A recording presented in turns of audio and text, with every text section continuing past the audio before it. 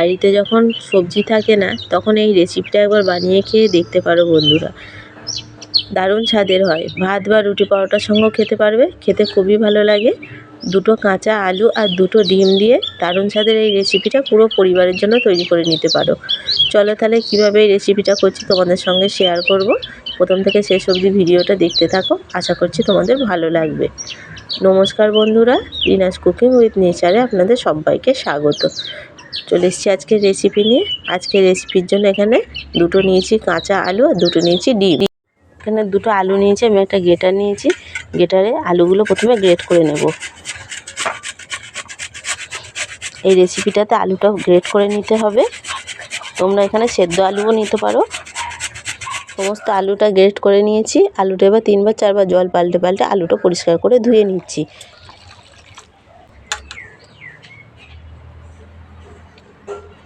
আলুটা ভালো করে জল থেকে তুলে নিয়ে একটা ছাঁকনির মধ্যে রেখে দিয়েছি। এর মধ্যে যে এক্সট্রা জল আছে সেই জলটা ঝরে যাবে। যে বাড়তি জলটা ছিল সেই জলটাও আমি চিপে চিপে ফেলে দিয়েছি। যে ডিমটা রেখেছিলাম সেই ডিমটা ফাটিয়ে এর মধ্যে দিয়ে দিচ্ছি।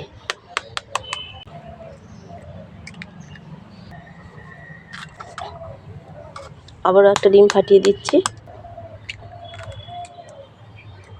এর মধ্যে দেব কিছু পেঁয়াজ কুচি নিয়েছি, অল্প একটু কাঁচা লঙ্কা আর একটু আদা গ্রেট করে নিয়েছি। কাঁচা লঙ্কা কুচিটা দিয়ে দিচ্ছি, কুচনো পেঁয়াজটাও দিয়ে দিচ্ছি। পেঁয়াজগুলো হাতে করে এইভাবে করে একটু ভেঙে দিতে হবে। গ্রেট করা আদাটাও দিয়ে দিচ্ছি। এর মধ্যে পর দেবো এখানে 2 চামচ বেসন। আমি 2 চামচ বড় চামচে 2 চামচ বেসন নিয়েছি। বেসনটা দিয়ে দিচ্ছি। এবার দেবো স্বাদ অনুযায়ী নুন, অল্প দেবো একটু হলুদ গুঁড়ো, আর দেবো সবশেষে অল্প একটু গরম মশলার গুঁড়ো। আলু, বেসন, ডিম সব খুব ভালো করে একসঙ্গে মিশিয়ে নিচ্ছি। তোমরা বেসনের পরিবর্তে অল্প ময়দাও ব্যবহার করতে পারো।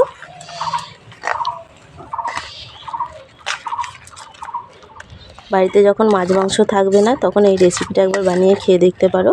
আলু তো আমাদের সবার ঘরেই থাকে, আর ডিমও কম বেশি থেকেই থাকে সব সময়। এইভাবে দুটো ডিম আর আলু দিয়ে এই রেসিপিটা বানিয়ে দেখতে পারো বন্ধুরা, দারুণ স্বাদের হয়। এটার মধ্যে জল দেবার কোনো প্রয়োজন নেই, ব্যাটারটা তৈরি হয়ে গেছে। সব একসঙ্গে খুব ভালো করে মেখে নিয়েছি। আমি এবার উনুনটা ধরিয়ে নিচ্ছি। তো রেসিপিটা করার জন্য একটা ফ্রাই প্যান বসিয়ে দিয়েছি। এর মধ্যে দিচ্ছি সর্ষের তেল। তেলটা খুব ভালো করে গরম করে নিয়েছি। যে ব্যাটারটা খুলে রেখেছিলাম ব্যাটারটা দিয়ে দিচ্ছি। চামচে করে পুরোটা চাড়িয়ে দেব। সমান করে চাড়িয়ে দিতে হবে।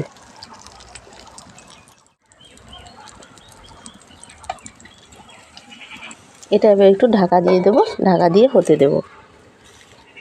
মাঝারি আঁচে এটা তৈরি করে নিতে হবে। ঢাকাটা এবার খুলে নিচ্ছি।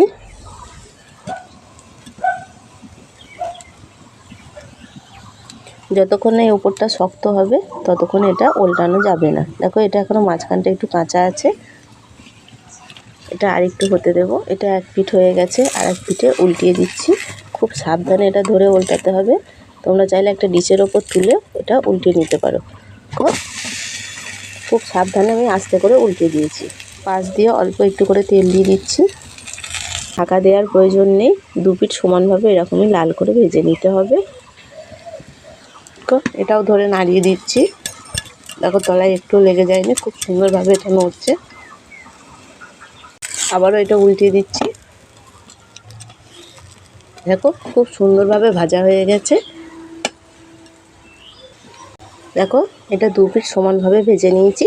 এটা এবার নামিয়ে নিচ্ছি। এটা নামিয়ে এবার ঠান্ডা করে নেব। তো এটা নামিয়ে সর্ষের তেল, আমি রান্নাটা সর্ষের তেলেই করব। দেখো তেল খুব ভালোভাবে গরম। আমি এই রেসিপিটা করব আলু দিয়ে। এরকম আলু চৌকো চৌকো করে কেটে নিয়েছি, আলুগুলো ভেজে নিচ্ছি। অল্প দিচ্ছি হলুদ, নুন আর হলুদ দিয়ে আলুগুলো ভালো করে ভেজে নেব। দেখো এটা ঠান্ডা হয়ে গেছে। এটা এবার আমি পিস পিস করে কেটে নিচ্ছি।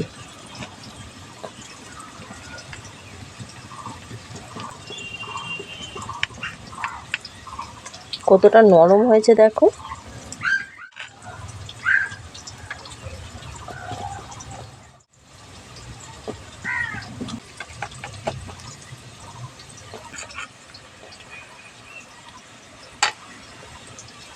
এইভাবে করে পিস পিস করে কেটে নিতে হবে।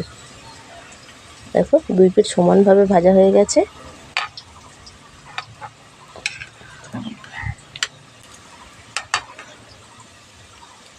কত সুন্দর দেখতে লাগছে না? সবগুলো একই রকমভাবে কেটে নিয়েছি। দেখো আলুগুলো ভেজে নিয়েছি, আলুগুলো তুলে নিচ্ছি।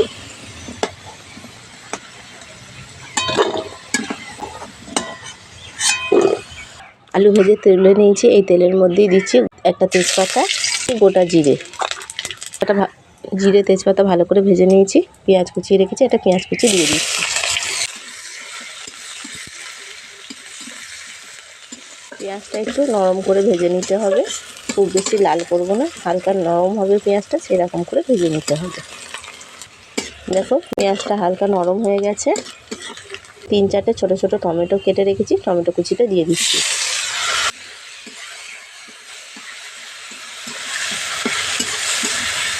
টমেটোটা পেঁয়াজের সঙ্গে একটু ভালো করে ভেজে নিতে হবে।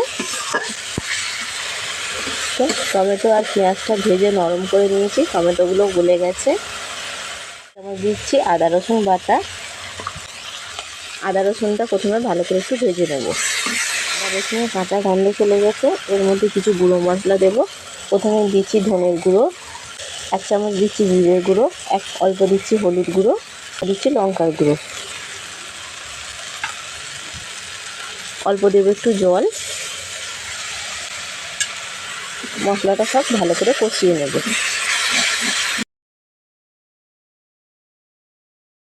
মশলা থেকে যতক্ষণ না তেল ছাড়ছে মশলাটা খুব ভালো করে কষিয়ে নিতে হবে।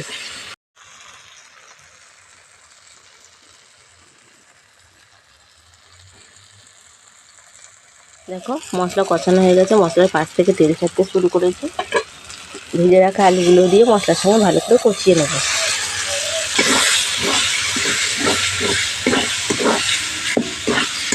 দিচ্ছি পরিমাণ মতো নুন, অল্প দিচ্ছি একটু চিনি।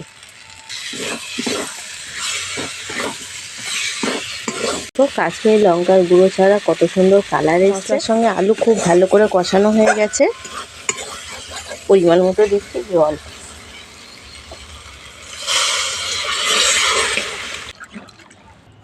পরিমাণ মতো জল দিয়ে দিচ্ছি। এবার ঢাকা দিয়ে দিচ্ছি। ঢাকা দিয়ে আলুগুলো 2 মিনিট সেদ্ধ করে নেব। হয়ে গেছে, ঢাকাটা এবার খুলে নিচ্ছি।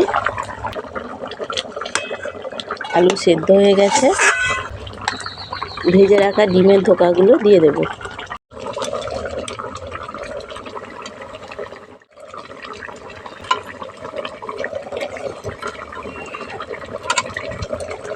দেখো সমস্ত ধোকাগুলো দিয়ে দিয়েছি। গ্রেভির সঙ্গে ধোকাগুলো একটু ভালো করে ডুবিয়ে দেব। আমি এই সময় এর মধ্যে দিচ্ছি 1 চামচ গরম মশলার গুঁড়ো। গরম মশলাটা দিয়ে ভালো করে মিশিয়ে নেব।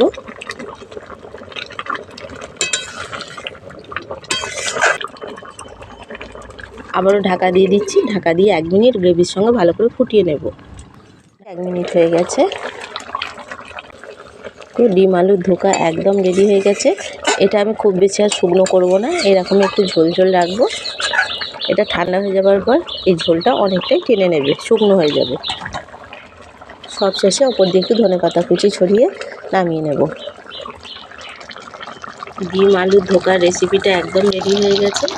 গরম গরম রুটি, লুচি, পরোটার সঙ্গেও পরিবেশন করতে পারো অথবা ভাতের সঙ্গেও খেতে পারো। এটা হয়ে গেছে, আমি এটা এবার নামিয়ে নিচ্ছি। ডিম আলুর এই ধোকার রেসিপিটা তোমাদের কেমন লাগলো কমেন্ট করে অবশ্যই জানিও। রেসিপিটা ভালো লাগলে একটা লাইক, কমেন্ট, শেয়ার করবে। আর চ্যানেলে নতুন বন্ধু হয়ে থাকলে চ্যানেলটা সাবস্ক্রাইব করার অনুরোধ রইল। পাশে থাকা বেল আইকনটা প্রেস করে দেবে, আমার ভিডিও নোটিফিকেশান সবার প্রথম তোমাদের কাছে পৌঁছে যাবে। ফিরে আসবো আবার অন্য কোনো রেসিপি নিয়ে।